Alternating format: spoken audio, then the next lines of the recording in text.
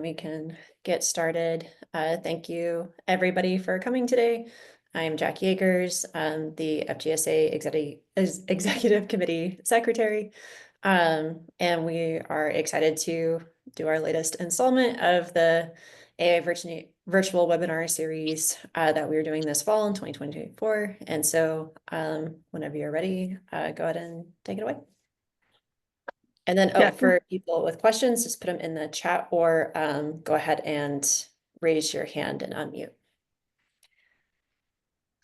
Yeah, thanks a lot for the invitation. It's really a great pleasure to have the opportunity to present some of my research in AI and physics along the topics here. So I'm Di Luo. I was an I5 fellow at MIT and Harvard, and currently assistant professor at UCLA. So today I want to discuss some of my research along the line of entanglement intelligence, where AI content crossover happens and the perspectives of the research in this interdisciplinary area. So to start a bit with, I want to introduce my research, which is in the intersection of artificial intelligence, content information, and physics. Indeed, these three topics seem to be different, but they actually share a lot of connections. For example, the many-body physics studies how particles moves in high-dimensional phase space, and content information studies the information in high-dimensional wave function. And artificial intelligence explore how learning happens in the high-dimensional probability. So this actually leads to the very interesting questions in the intersection of AI and science for both direction, AI for science as well as science for AI. And indeed, this year, as we know, the Nobel Prize actually has a very interesting award to both chemistry and physics along these directions. For example, in the chemistry part, it was awarded to people for computational protein design and protein structure predictions, which is in the direction of AI for science. While for the physics Nobel Prize, which was given to fundamental discoveries and invention that enable machines with artificial neural networks, which is along the spirit of science for AI. So for me, my research actually is in the intersection of AI and content. So today I will focus on AI plus content, which I believe this will be a very interesting new journey for both areas. In particular, I want to discuss some of the research in the intersection of content simulation and artificial intelligence. So I will start in the first part of the talk on the research of AI for content. And then in the next part, we will discuss some of the recent research on the idea of content for AI. So to start with, as we know, quantum mechanics actually is one of the very important breakthroughs in human history, and which was also founded hundreds of years ago, and led into a lot of new discoveries on the side of both quantum materials for efficient conductivities in materials like superconductivity, topological insulator, and spintronics, and energy harvesting storage, and as well as new device for magnetics, thermal optical applications. More recent years, there's also a lot of advancement in quantum technology and quantum computation. For example, in the areas of quantum sensing, metrology, quantum communications, and analog and digital quantum computers. Indeed, the law of quantum physics, which is very fundamentals, it allows us to explore from the very fundamental standard model in high-energy physics to condensed matter, quantum materials, and then to quantum chemistries. And in the past 10 years, there's also a lot of development in building quantum computers. For example, IBM have achieved like a few hundred qubits, Carrera also a few hundred qubits on the Atom device. And there's also a lot of exciting news from Google, IonQ, and different platforms. And people believe the quantum computer may provide new ideas for cryptography, secure communications, sensing metrology, maybe a material discovery, and as well as machine learning and optimizations.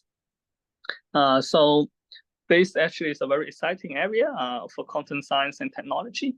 But at the same time, there's one very interesting question we try to understand is that how well we can actually understand our quantum universe, given so much rich phenomenon.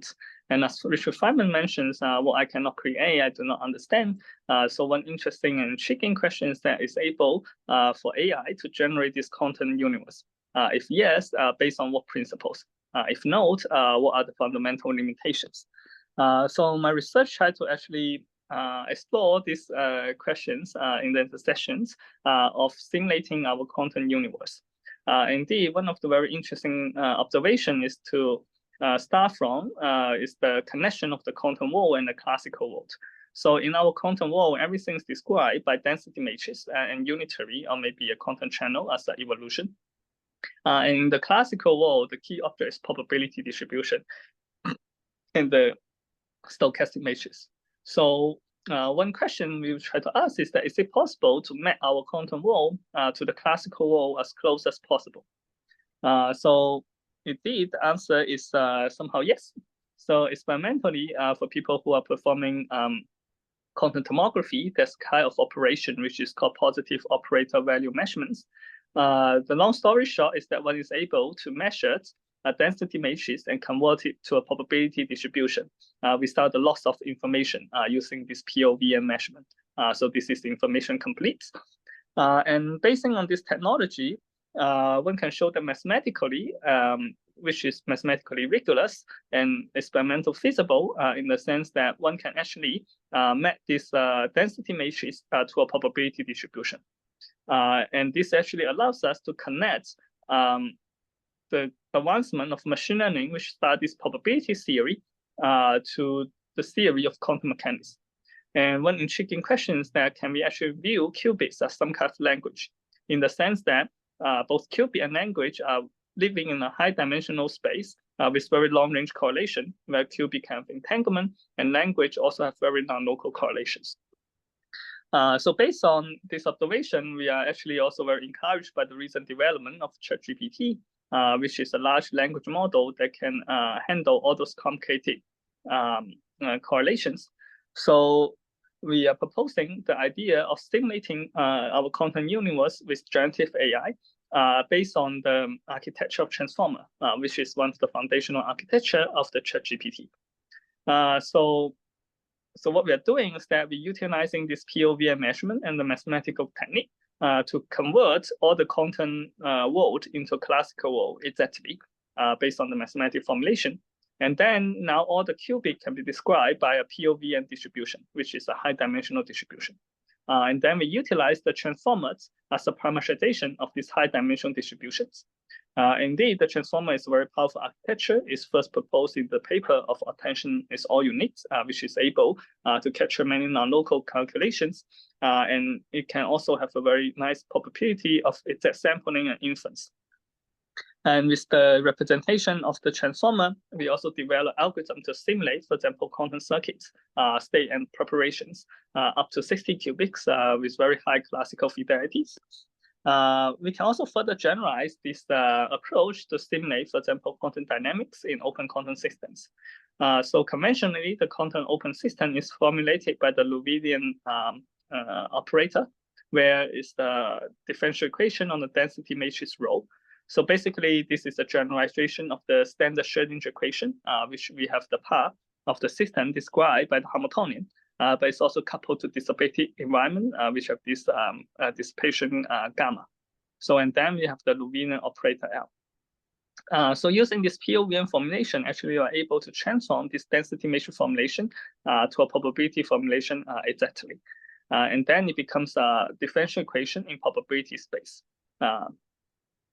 And using the same approach, we are able to represent this high dimensional probability space with transformers and then solve the dynamics and the static states of this open quantum system. So we demonstrate that actually this can reach very precise result compared to the exact solutions. And it can also simulate the 2D dynamics very precisely compared to the exact solution that can offer in small systems. But what happens is that we can even go further to large-scale simulation beyond the reach of the classical simulation techniques. So we further generalize this actually. Is there any questions? I don't think so. I think someone was accidentally unmuted. I just muted them, but if you do have a question to the person I just muted, please feel free to raise your hand or put it in the chat. Okay, thanks. Yeah, maybe I can continue then. And we further actually generate this approach to the Q functions, which is the formulation for the continuous variable instead of just the spin systems.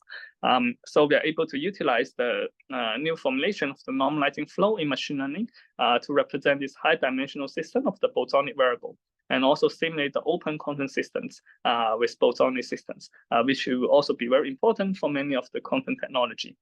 Indeed, we can show that our approach actually can go beyond the scale of many existing approach of finite difference, spectral methods, as well as the physics informed neural network. So this actually just a few examples of what we can do using the generative AI for the content simulation. But we actually have a lot of study that go beyond what we see. For example, we can utilize this idea to explore the exotic phases of matter, non-Euclidean content dynamics, as well as to study content information science and technology. And indeed, here is just some of the examples which actually we develop different neural network representations for the content system, which we can utilize to study content error question code, topological quantum methods, atom and molecule physics, quantum magnetisms, light matter interactions. So indeed, we can also further incorporate this idea of generative AI to quantum science experiments, particularly in many of the AMO experiments, for example, in the dipolar molecule, the rubber atoms, fermion pair register, and so on and so forth, which will actually bring us actually a lot of new protocols in experiments we can manipulate and also utilize the simulation to help assist the experimental discoveries. So actually, one very interesting thing is that is it possible we can further build out a large foundational model of AI content scientists that can not only just generate solutions for content equations, but also help us to generate content protocols and algorithms, as well as generate the content theories. So this is a very opening questions, but it's also a very exciting area to work towards too. But in the second part of the talk, I want to also present another perspective is how quantum simulation or ideas from quantum physics can help develop AI. So as we know, there's a lot of exciting advancements in generative AI in recent years. One example is the diffusion model, where it's able to generate many pretty images from noise. And some companies like Midjourney actually build their machine on top of it. And there's also this very amazing development of the large language model like GPT. People use a lot these days, as well as the large video model like Sora. People can just put a sentence there and then can generate one image very videos. But behind all those advancements, actually, there's one very important thing. It's called the scaling, the phenomenon of the scaling law. Where people recently find out as we build larger model with more data, actually we get better and better improvements. So this actually is very encouraging in the sense that probably we just need to crank up our GPU, make larger model and have more data that we will continue to do a good job. Nevertheless, that's actually also introduced another challenge at the same time is that with this large model, what we can do is definitely a lot, but it's also very computational expensive. For example, people want to actually build a foundational model and apply this foundational model to different tasks. So this actually is a very nice idea so that we can maybe unify many different things, but just with one model. But this is not easy if we want to just have one model and apply to different tasks. And the solution here is called fine-tuning, in the sense that if we have one foundational model, and whenever we go to different tasks, we just fine-tune our model with the data to those tasks. But still, there's another question comes in is that how can we efficiently update these millions of parameters in this foundational model? Because nowadays this foundational model goes really huge. You can have the 70 billion, for example, Llama model. Right? So it's really not feasible for individual on their computer to update, even in the school cluster. I mean, for many of the schools to update those parameters and do the training. So one existing approach here is called LoRa, which is called a low rank adaptation, in the sense that instead of updating all the parameter, they try to update only part of the parameter based on the low rank factorization of the matrix. So this idea works pretty well in many of the cases, but actually it failed for complicated tasks. So the intuition is simple because for complicated tasks, it should have more information so that the rank of the matrix decomposition should be higher. So indeed, if we do some experiment on these two data sets, which is the RT data set and the job data set, we can see very clearly for the this very complicated data set, the rank of factorization actually increases dramatically. And we found that the LoRa actually it can perform quite well on this RT data set, which is a simple data set, but it doesn't help too much for this complicated data set. So that really motivates us these questions. Can we actually fine-tune these large models with much better approach? And especially, can we capture the high rank information in the fine-tuning? So we do get the inspiration actually from quantum physics. If we think about quantum circuits, as well as quantum dynamics, actually it happens in the exponentially size of the Hilbert space. Indeed, if let's say we have n qubit, the Hilbert space actually is 2 to the n, and all the dynamics happens naturally in this huge space. So this is very natural, and also the dynamic is guaranteed from a unitary matrix, and this unitary matrix indeed is full rank. So that means that the quantum mechanics naturally provides a high rank evolution. So based on this intuition, we propose a new way for fine-tuning, which is called quanta. It's called quantum-informed tensor adaptation. So the idea is that instead of factorize this weight in the model by some low-rank decomposition for matrix, we factorize this by a tensor structure inspired by quantum circuits. And the very nice thing is that we can show that with very few trainable parameter, we are able to reach the performance much better than LoRa, as well as comparable to the full fine-tuning. So indeed, there's a few also nice theorem we can prove. The first theorem is that the universality property of this quanta, which means that we can represent any of the matrix of the weights in this large weight model based on this quanta decompositions. This proof is coming from the generalization of the quantum circuit universal approximation theorem. And we can also control the rank of these representations from very small rank to very high rank, depending on the structure of the circuit. This actually is very nice because that means we can now actually reach very high rank to capture higher information of the task. And we test our approach on various data sets. For example, we test on this job data set, which is challenge for LoRa before, but we found that we can get much better performance over a bunch of very large models, from 7 billion model to 70 billion model. And our performance actually is even comparable to the full fine-tuning, but only using like a 10 to the negative 3% like these parameters. We also further test this over a family of LLM of the common sense reasoning tasks. So this task was supposed to be also more challenging because involving a lot of reasoning. Our approach of quanta actually show consistent performance that better than other fine-tuning approach. We also apply this to the algorithmic reasoning task. So with the fine-tuning of quanta, we are actually able to better than LoRa, as well as maybe this GPT 3.5. So those are all very encouraging results over this very challenging data sets. So indeed, this is just one example how the idea of physics can help contribute to AI. But more broadly, there's also a lot of very exciting progress for the perspective of science for AI and robotics. For example, we developed this framework called GenSpace, which can construct a different generative model based on physical process and different PDE, and generalize the idea of diffusion model to various of different PDE. And we can also study the dynamics and the entanglement of the neural network using this technique from quantum field theory. We also can study different controlled protocol of robots and solve the optimal control using the statistical many-body physics theory. More recently, we are also actually able to get very high precision of PDE solver using idea for quantum mechanics inspired by quantum physics, get to the machine positions. So this just concludes my talk here, which I want to discuss some of our recent work in the direction of AI plus content, a new journey in science engineering, in both directions where artificial intelligence provides new opportunity for large-scale quantum simulations, and content simulation technique can advance the state-of-the-art machine learning models. And with the machine learning and nature intelligence altogether, probably we can have a superposition of nature and artificial intelligence, merging both science and AI to reach a better intelligence.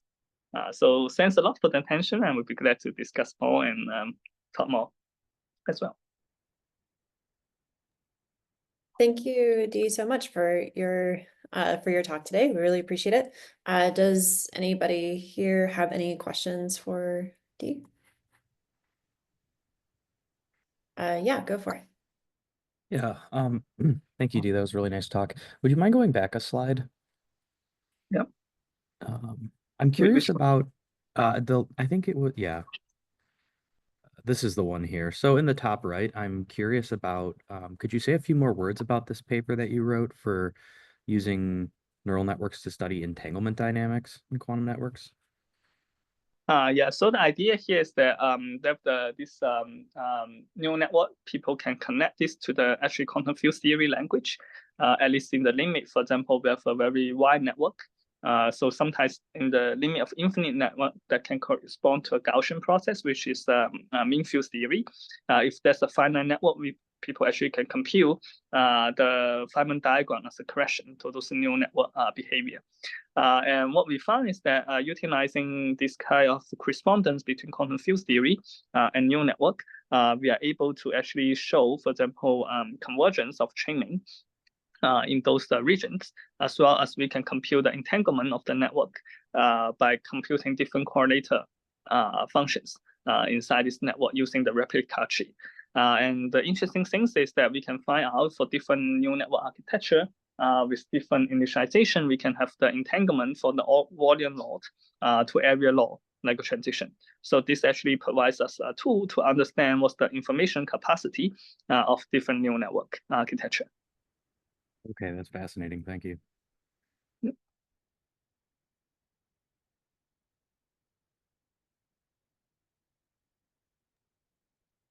Do we have any other questions? I don't know if you had mentioned this, but just like generally speaking, what really excites you about your work, or what draws you to your work? Yeah, I think it's really a fascinating area. I think in this boundary in the session of AI and physics, I think I was from a theoretical physics background, but I also learned a lot and do research a lot in AI. I think definitely this day, I mean, the past 10 years or more, there's a lot of development of AI. But if we really think about, for example, one of the key ideas of AI these days, the generative model. Which can generate a lot of amazing things. But from the perspective of nature, actually nature is the largest generative model in the sense that after Big Bang, everything was created. Right? So that really means that there's a lot of intelligence in nature that we have may not be fully understand at this point, but they actually can have a lot of inspiration for AI as well. So I think this intersection of AI and natures represent two different perspectives, but they're also very complementary. So that's what I feel very exciting is to how to integrate and bridge them such that we can actually get a better understanding for both physics and intelligence. I appreciate that. And I guess like just to follow up on that, like how do you think about the difference in intelligence between like, artificial intelligence and nature intelligence? Yeah, that's a very good point. I think that's actually a very intriguing and profound questions. I'm not so sure in the day that like even though we build a lot of AI, but it seems that this AI may work very differently in the way that we consider nature intelligence. For example, our AI now concentrate a lot of powers, right? For example, this large or foundational model. But while like nature is very distributed, in the sense that it can react to many things very locally, but also very intelligently in the sense that you can collect a lot of local information and get global information. It's something like this idea, you have different scales and then you get this more is different. So both of them, I think, have their strengths. And what is the boundary between this? I think it's very not understood, in the sense that if we view this current AI as a complicated systems or a many body system, right? So the right question to ask, for example, from the condensed method perspective, is that what's the guiding principle, right? To understand this AI as a piece of material.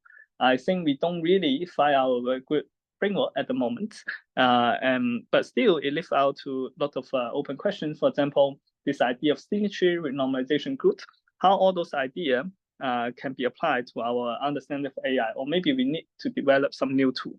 So I think those are all open questions, and those also tell us actually there could be something very fundamental, maybe different than the current AI and what nature is doing.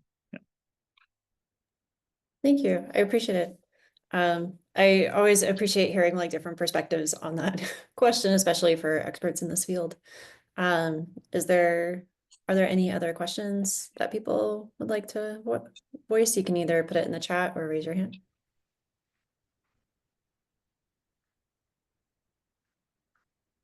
Okay, well, I guess that's probably it for now. So if you like, yeah.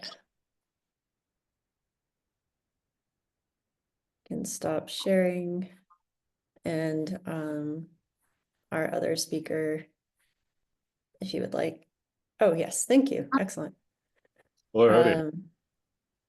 Yeah, so I will, if anyone has questions, please feel free to put them in the chat or raise your hand. Otherwise, I will let you get started.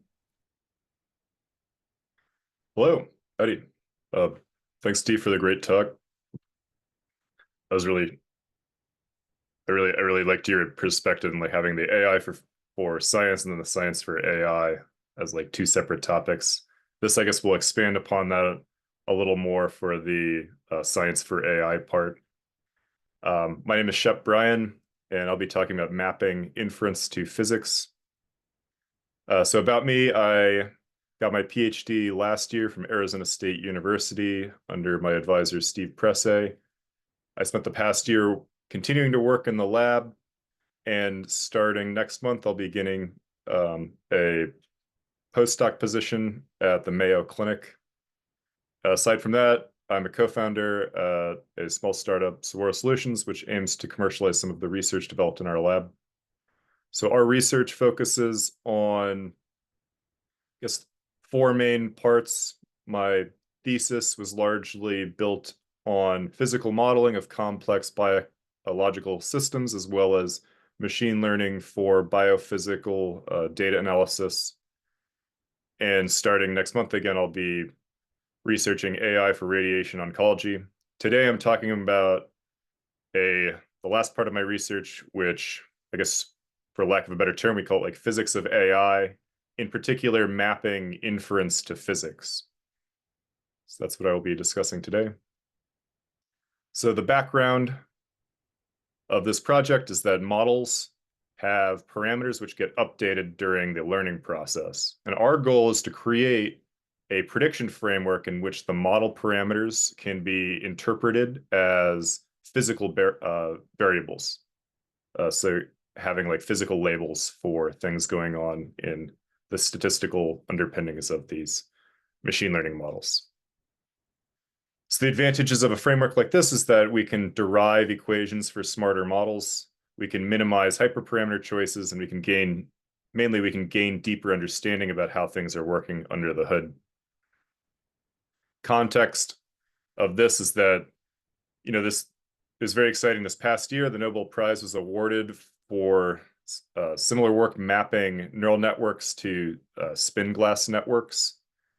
Our work attempts to expand beyond this neural network framework to continuous variables and broader physical systems. So the end result is that by defining statistical quantities of these neural networks in terms of physical labels, we are able to create a machine learning model in which the parameters of these models will obey electrodynamics. So I'll explain a little bit of that as we go along. So in your mind, you should have this example problem so that you can have an idea of what exactly it is that our goal is. So imagine we have a system that we are analyzing in which we get measurements at each time level. So I'm going to use the example of a fruit market where the prices of apples, oranges, and bananas will go up and down each day. But you can think of this being maybe the stock market or biological signals like heart rate, insulin, glucose, things like that. In this prediction framework, the goal is to predict the fruit prices at the next time level. Our goal is to take this prediction problem and map it towards a physical system in which, by simulating charged particles in a vacuum, we can get the relevant statistics needed for predicting these fruit prices. So the starting assumption is that the system we're looking at is going to obey 4 major assumptions. First, the system is going to be evolving slowly so that the relevant statistics around each measurement aren't going to have huge jumps in between time levels. Second, the correlations are small. The price of an apple and an orange might go up and down together depending on demand for fruit at any given day. But the fluctuation in prices for apples and oranges individually will be larger than the covariances between them. Next, our model is going to be up to second order, and we're going to ignore higher order terms. And then finally, this is the most restrictive. We're going to assume that our measurements or the dynamics behind the measurements are just the sums of many binary variables.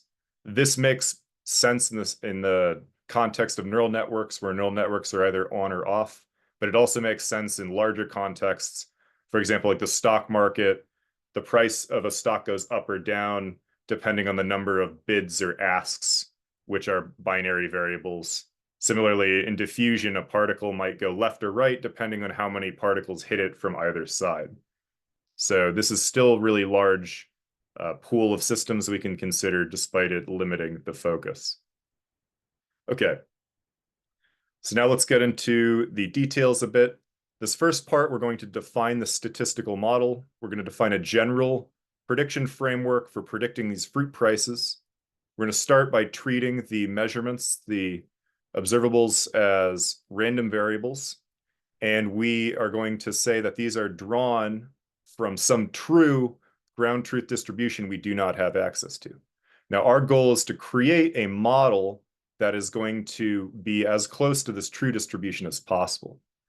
Per our second order assumption, we can assume that this model is going to be Gaussian, which is a second order approximation in log space. And our model is going to have 2 sets of parameters, the mean and the covariance between these prices. For simplicity today, I'm going to assume that the mean is 0, and we're only going to focus on the covariance, changes in the covariance. But you could, in principle, work with a changing mean as well. So we're going to say that the priors on parameters are going to follow a Markov chain. This comes from assumption number 1, where the system is evolving slowly. So the mean price of a orange on Tuesday is going to be related to the mean price of the orange on Wednesday. And at each time level, our model parameters are conditioned on the previous time level, and the measurements is going to be distributed according to these model parameters. So this just becomes a Markov chain, very standard in machine learning, data science methodology. So to quantify how well our model is working, we are going to calculate the prediction error. The prediction error, or generalized loss, is standard in many AI textbooks. It's essentially the average surprise, which is the log probability of our model, integrated over the times the probability, the ground truth probability integrated over all values. So this is the prediction error we expect to get at any individual time level. Now, as the model trains for infinitely long, converges, equilibrates, we're going to expect that this model, our model, error is going to converge to a constant value, which is going to be, which, there's still fluctuations, but it'll be largely around a constant. Now that we have our statistical model equations set up, let's define our mapping. So our idea is to take our statistical model and turn it into a system of charged particles. So charged particles have mass, charge, position. So we need to find a statistical interpretation for each of these physical labels. The first thing we will define is the mass. The variance of our variable is going to be defined as the mass. This comes straight from quantum field theory, but you can think of it intuitively like the uncertainty of a measurement should scale with the size of the measurement. For example, if I weigh myself, I'll know my weight down to maybe 1 or 2 grams, but if I weigh the Earth, I can know that to maybe 1,000,000 or so grams. The uncertainty scales with the size of the object we're looking at. This next thing we will define is the covariance between any two variables. We're going to define as a charge over distance. Now, this is, I think, I have not seen this in the literature, but you can think about it intuitively. It makes a little bit of sense. Now, covariance is signed and it has a magnitude. We can think of the sign as arising from charges because like charges are going to have positive covariance, unlike charges are going to have negative covariance. In the same way, or we can determine that there's only 2 charges through thought experiments, like if A is correlated to B and B is correlated to C, then A must be correlated to C. Similarly, if A is anti-correlated to B and B is correlated to C, then A must be anti-correlated to C. So splitting up covariances into a system of 2 charges makes sense. For simplicity, through this demonstration, we'll just assume that the charges are fixed and not changing. Now, for the distance, we can use similar intuition.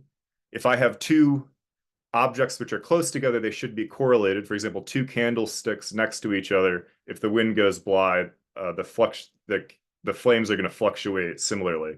But if the candles are very far away, the fluctuations are going to be less correlated.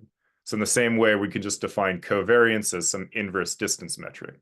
Now, I should say that the positions will exist in some d-dimensional space where d could in principle be very, very high. We know that our physical world is 3-dimensional, but for this sort of framework, we can generalize this to having higher dimensions, or we can restrict it to 3 dimensions if we want to bring it back into more physical intuition. But that may in fact change the learning rate. Okay, so a Gaussian, as I showed, it had the mu, which we will set to 0 for simplicity of this presentation, and we'll have a covariance matrix. The covariance matrix is simply the variances on the diagonal and covariances on the off diagonal, and we will end up using the inverse covariance matrix and the determinant, which I will just put over here as approximations where we keep only up to first order and 1 over r, dropping higher order terms along with our assumption number 3 about keeping second our Taylor expansion. Lastly, our prior over covariance matrix becomes a prior over positions because that's the only thing we're going to allow to change in this. And then if we think of the positions, a normal if we choose this prior with an inverse covariance matrix to get the units to match up, then we see that this position at time t+1 condition on the position at time t will end up having an e to the position minus position, which can be interpreted as a velocity, which we will use. So now let's show briefly how this set of starting equations and assumptions will lead to a system of parameters which obey electrodynamics. Now, I'm just going to throw out a lot of algebra, but I'm going to focus on just the top and the bottom lines here. So we're going to start with the converged prediction error. This is a general equation that applies to any statistical machine learning model. We plug in our definitions, And then we're going to use some error identities which arise from our assumption that we're dealing with binary variables. And in the end, what I'd like to show is that starting from this generalized prediction error, we're going to end, which we know remains constant. We, in the end, are going to end up with a loss, which is composed of 3 parts, some constants on the left, a thing which we will interpret as a kinetic energy, and then an object we will interpret as a potential energy. And what you'll notice is that from this construction and our choice of priors, we end up with a loss function which matches identically with the Hamiltonian for charged particles interacting in a vacuum. So just to summarize, we starting with this fruit market, we create a statistical model to represent how the parameters, how our predictions changes over time, depending on these prices. And in the end, we get that we can interpret these variables as being charged particles in a vacuum obeying the laws of electrodynamics. So how do we interpret what this means? Well, first off, we have units for each of the statistical variables here. So energy is interpreted as a loss or some information gained from each measurement. Mass is a variance. Space, distance emerges as correlation strength between any two variables. And charge emerges as the correlation sign between any two variables. And the permittivity, I'll go back here. Permittivity arises as the average error of our estimate from the ground truth. It's the deviation between our estimate and the ground truth. And so these are the main parts of all these parts are the main parts of electrodynamics. They emerge naturally through this statistical framework. So we can interpret why it might make sense to treat random variables as being charged particles in a vacuum through a couple thought experiments. First, considering the magnetic force, if we know that a variable A is increasing its correlation with a variable B, and a variable C is also increasing its correlation with a variable C, we can map that onto, say here, A, B, and C. A is moving towards B, and C is moving towards C. In the statistical interpretation, if A is increasing correlation with B and C is increasing correlation with B, then A and C should also be increasing their correlation, which is exactly what happens with the magnetic force, the Lorentz force. Imagine 2 wires moving in the same direction. They have a force between them. The charges in the wires are increasing their correlations as they move in a similar direction. Alternatively, if we have parameters which are updating without increasing or decreasing their correlations, then we are allowed to have objects which are able to move without experiencing a force, which is what you see in things like a solenoid, where charges move in a circle, but some charge moving through the middle of it will not experience a force. So the magnetic force maps very well onto this statistical interpretation. To interpret the Coulomb force, we can imagine that it's a preserving latent representation. For example, if we are thinking of cats and dogs are both really similar creatures, but we tend to notice them based on their differences more than their similarities because we want to keep these two objects separate in our mind. So there's a driving force pushing them apart. Alternatively, things like concepts of hot and cold, we think of them together even though they're opposites. My interpretation of this is that it's preserving the latent space volumes to allow more objects to move around the space efficiently. So the significance of this is that we can have physical intuition that can be used to derive smarter models, prediction models, and we have fewer tunable parameters. For example, the prior or the regulator of our machine learning model is given based on this assumption that we want to map to electrodynamics. And then constants become interrelated and have units. So for example, if permittivity is related to our error bias, and we know that permittivity is related to the speed of light, if the speed of light is related to, say, learning rate or update strength, then we can say that the update, the value of your update, your learning rate, should be related to the bias in your machine learning model. So moving forward, there's a few ways to expand on this work that we're looking at. From a theory standpoint, our goal is to generalize to binary variables, which will become more useful in things like analyzing neural networks, where a neural network is either on or off. It's very much a binary object. And we want to explore other mappings, for example, charges. If correlations might change over time, if apples and oranges are correlated one day, but they become anti-correlated the next day, we could interpret that as perhaps introducing a weak force into our model, which allows charges to change.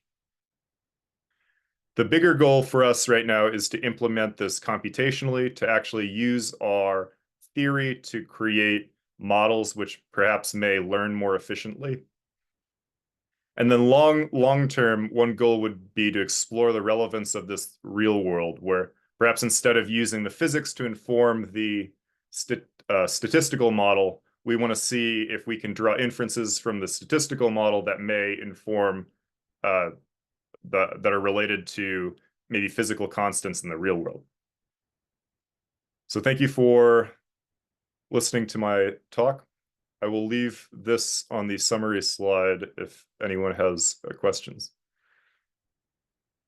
Thank you so much for that wonderful talk. Really appreciate your time. Do we have any questions from anybody here? You can raise your hand or put your question in the chat.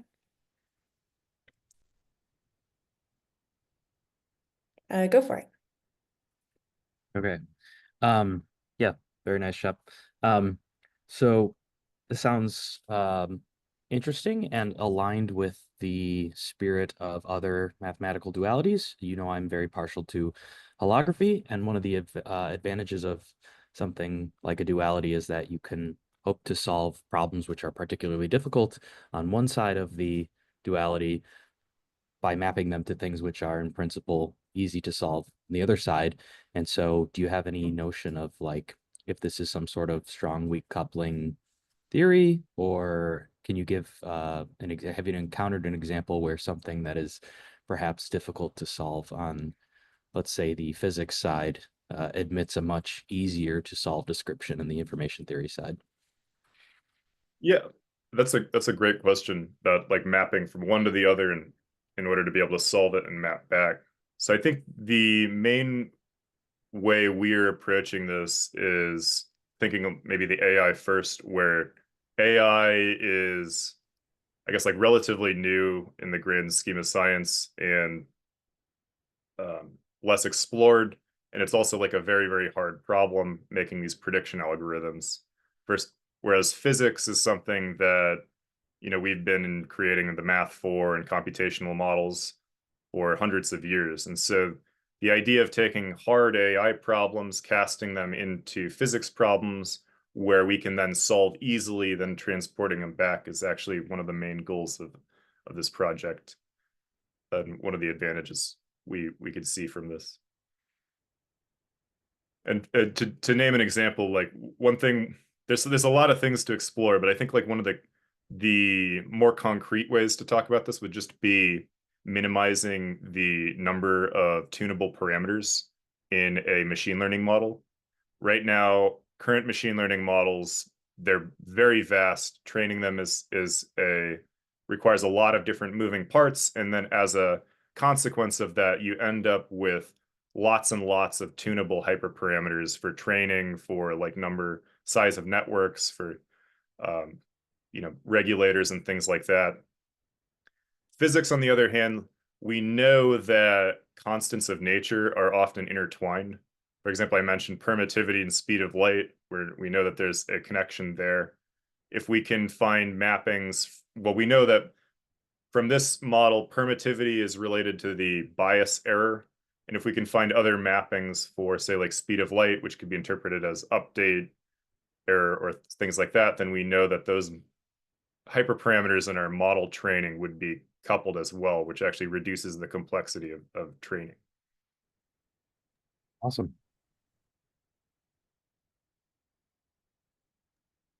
Other questions from anybody here?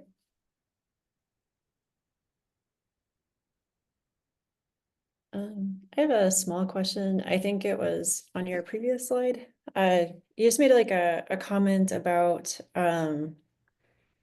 yeah, the implement computationally, like to do these things more efficiently. Could you talk a little bit more about what you mean by having these things be more efficient?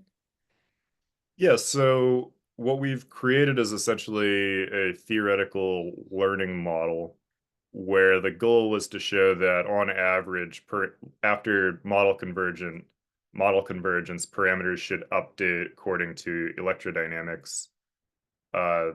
Right now, that's just like we have that equations in theory, but we'd like to implement that in a computer to see if we can show that by actually doing proper learning updates like this, we can find or use this. We can use this intuition to actually check for things like model convergence or things like that. Thank you. And I guess like not related to that question, but you're saying that a lot of this work applies to biophysics. Can you speak a little bit more about in what way specifically? Or like So what you define biophysics to be, maybe?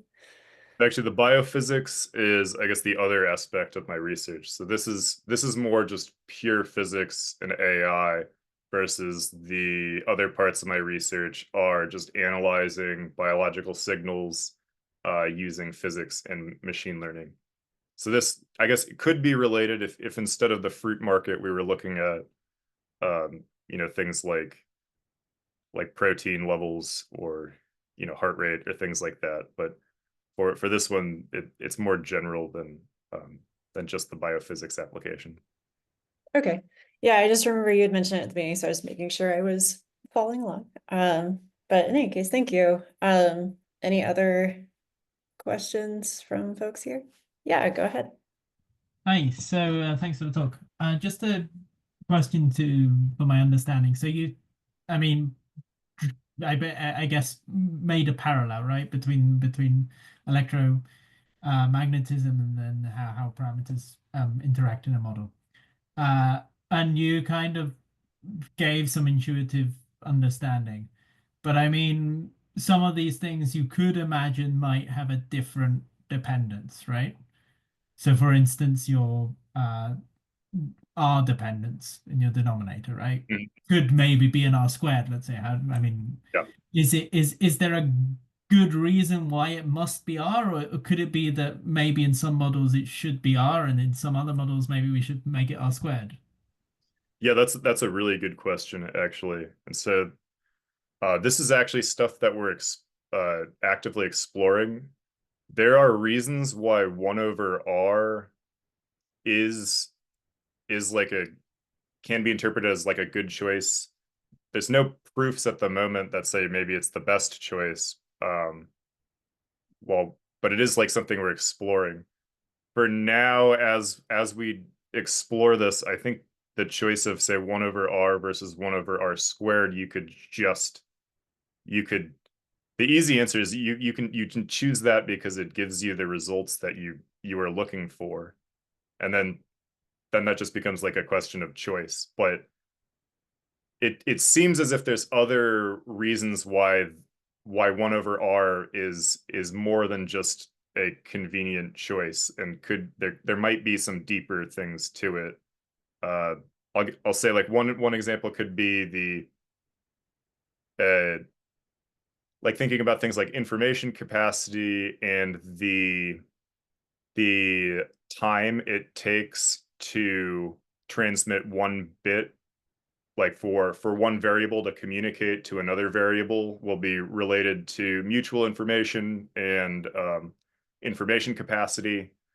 If you can relate that to a constant of nature, such as like speed of light, well, then the time it takes to send a message from A to B should be inversely proportional to the distance.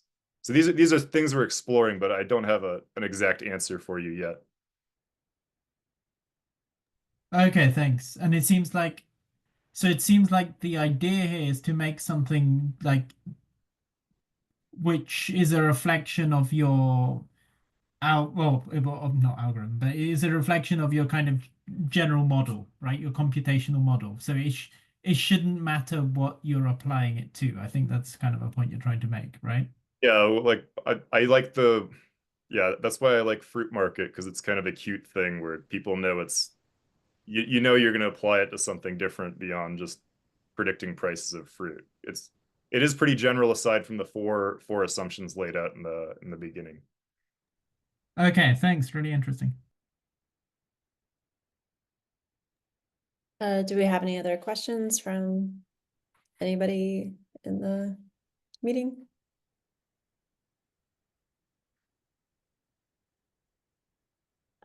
Okay, well, I think we can probably call it here. Thank you again to our speakers. Thank you so much, Dee. I don't think he's still with us, but thank you so much. And thank you, Shep. We really appreciate your time and expertise on this. Thank you everybody for coming. And I will stop the recording, and the recording will be available on the APS YouTube channel probably within the next week or so. So if you're on the mailing list, you'll see an announcement about that. Otherwise, have a wonderful day. Doesn't